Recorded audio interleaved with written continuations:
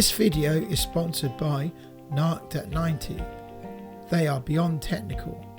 Right now there's an offer on if you go to narkedat90.com and use the Big Scuba code BIGSCUBA2024. Yeah, who's seen the film The Dam Busters? So imagine this great big long tank with a free-flowing water which they can change at different speeds, and they computerized 3D print boats and all sorts of crafts, different propellers, and they can play with different designs to see which ones work best in different speeds, different currents, and they can do all these whizzy stuff. Yeah. So let's get to it. Let's get there. What he's got in there is a pressure pot and a spectrometer. So he takes objects, he puts them in a pressure pot to 200 metres, leaves them for a month, and monitors the gases that are being let off out of them by that process to see if it's safe for them to be used in the habitat. So that's his job. Everything we think we might want to put in the habitat, like bedding, towels, everything, gets pressurised to 200 metres, left there to see what happens. Exactly. So that bloody expensive box there is a spectrometer. So, like paracetamol. Exactly. Don't know, everything's got to be tested. Everything. So obviously we also want to know if we put this thing at 40 metres, a big wave going over is going to affect it. So we have to make a scale model of it and test it. We test it here. See the current. It's flowing already because it's got propellers under the floor, so it can do waves with their paddles, but it can also circulate.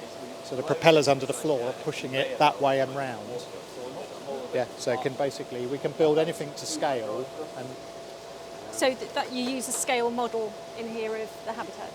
Yeah, so we'll be doing scale models of the habitat. We've already 3D printed a little boat that we've tried to sync from several locations. So we can do a variety of things there. So an external test as well. So it might not even be scale model. Like for example, we could do propellers, so efficiencies, things like that. I don't know if there'd be any direct dive applications. I guess like testing parts under a variety of places and waves. Fluctuations, perhaps. We did write a risk assessment because these guys are so clever. They're going to design different types of props for different advantage. And the current is because there's two propellers under the floor. So the props are pushing the water up and along and back to the props. But if they want to change those props, we've actually written a risk assessment that we can dive in here, go lift the panel, go under the floor, change the props. Because you basically shut the motors down, put a padlock on the motor so they cannot be turned on. Standard commercial procedure. Change the props so you don't have to drain it. Right. So not quite cave diving they're used to, maybe. I'm just praying for the day you let me do it. I'll promise not to turn them on at the same time.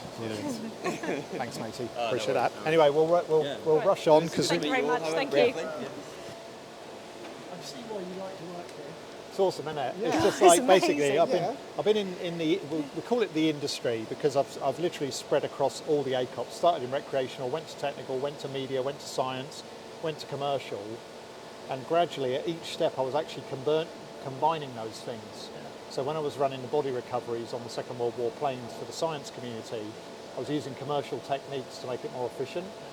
And that's why I ended up getting headhunted for here. It's like, actually, you've been involved with all of them, so come in as an SME. But this is at the cutting edge. Yeah. You're walking on snow that's never been walked. Exactly. Yeah. It's pretty amazing. Not many people have jobs like that, do they? It's really good. This is Gemma and Ian from the Big Scuba hi. podcast. Nice to meet you. This is Hi. Adam. He's part of the R&I team, Research and Innovation, as is John and Jason. So they're like, in the Muppet Show, Beaker and Bunsen. They're the boffins. But they're Great brilliant. job. I'm everywhere at the moment. So I'm building bits for this, doing stuff on the subs, doing some ROV work, and some science. Yeah.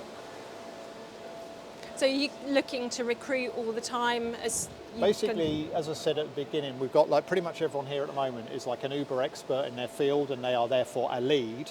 And as we grow, and as soon as we start building, we'll need hundreds more people, and they'll work under each lead. Yes. So when the time is right, we've got a hyperbaric doctor, Mark Glover, who was our MPL's hyperbaric physician. So he's here full time as our medical lead. All our boats for Chepstow are electric. The whole idea is a low footprint, so even the big ones, all electric, even the big one. So that'll be our dive rib.